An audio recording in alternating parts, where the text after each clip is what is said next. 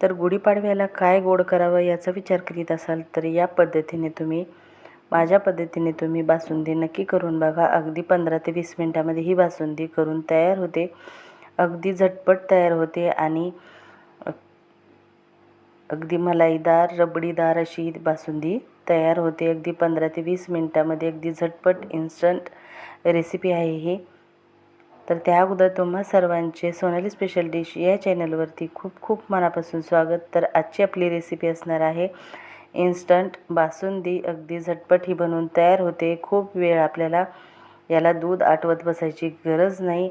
अगदी दाणेदार अगदी सेम त्याच चवीची आपण बासुंदी तयार करणार आहोत. तर इथे 1 लिटर दूध घेतलेलं आहे मी. ते छान उकळायला ठेवलेलं आहे. अगदी आपल्याला इथे म्हशीचं दूध वापरायचं आहे, म्हणजे ते खूप घट्ट असतं, त्याच्यामुळे म्हशीचं दूध वापरायचं आहे. आणि याच्यावरची साय वगैरे अजिबात काढायची नाही. निळसं दूध आपल्याला तापवायला ठेवायचं आहे आणि जी साय आहे ती मिक्स करून घ्यायची आहे याच्यामध्येच. आणि हलकंसं आपल्याला इथे दूध जे आहे ते 10 मिनिटासाठी छान उकळून घ्यायचं आहे. तर इथे मी घेतलेला आहे खवा. तर खव्याऐवजी तुम्ही इथे मिल्क पावडर देखील वापरू शकता. 2 वाटी मिल्क पावडर थंड दुधामध्ये मिक्स करून तुम्ही याच्यामध्ये टाकून घेऊ शकता. त्याने सुद्धा खूप रिच अशी बासुंदी आपली तयार होते. तर दूध आपलं 10 ते 15 मिनिट छान उकळून घेतलेलं आहे आणि नंतर त्याच्यामध्ये मी खवा टाकलेला आहे. तर खवा छान मिक्स करून घ्यायचा आहे अगोदर आपल्याला. तर खवा जे आहे ते छान मिक्स झालेला आहे.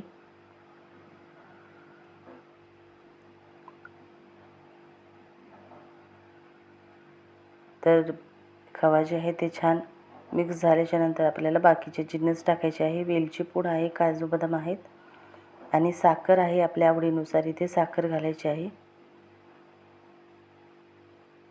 पाऊण वाटी इथे साखर घेतलेली आहे मी.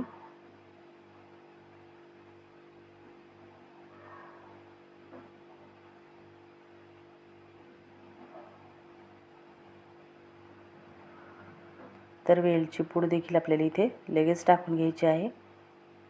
आणि आता याला एक छान उकळी काढून घ्यायची आहे. तर इथे आपली बासुंदी जी आहे ती तयार झालेली आहे. आता फक्त याला आपल्याला थंड करण्यासाठी ठेवून द्यायचं आहे. तर थंड झाल्याच्या नंतर अजूनच याला वेगळंच टेक्स्चर येतं. अगदी दाटसर ही बासुंदी इथे तयार होते. तर थंड करण्यासाठी ठेवलेली होती. तर या गुढीपाडव्याला तुम्ही अशा पद्धतीने नक्की बासुंदी ट्राय करून बघा. अगदी खूप क्रीमी दाणेदार अशी इथे आपली बासुंदी जी आहे ती तयार होते. अगदी झटपट रेसिपी आहे. या पाडव्याला तुम्ही अशा पद्धतीने नक्की बासुंदी करून बघा आणि कशी वाटली तुम्हाला आजची रेसिपी कमेंट करून सांगायला विसरू नका. व पुन्हा भेटूया असेच एका छानशा झटपट आणि इन्स्टंट रेसिपीबरोबर. तोपर्यंत बाय.